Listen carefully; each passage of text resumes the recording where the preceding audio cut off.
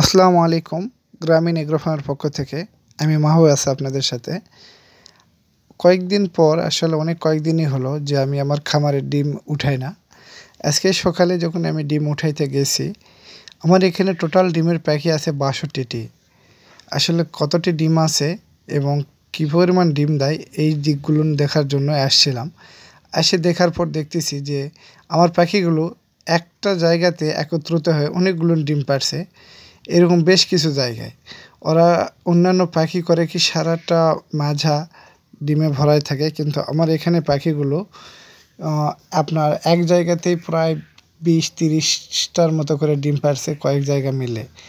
তো আমি দেখলাম যে আসলে এর কারণ কি। পরে দেখলাম যে যেখানে ওরা ডিম পাড়ছে ওখানে একটু তুষ ভিজা এবং যত পাখি আছে মহিলা পাখি সবাই একত্রিত হয়ে ওই এক জায়গাতেই ডিম দেয়।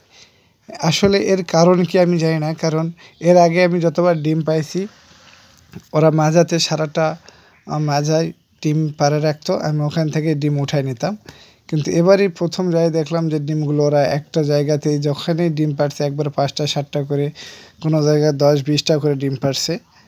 আসলে এর কারণ কি আমি জানি না। আর আমার হাতে যে ডিমটি দেখলেন এই ডিমটি এরকম ডিম প্রায় পাওয়া যায়, যেটা লালের মতো দেখতে।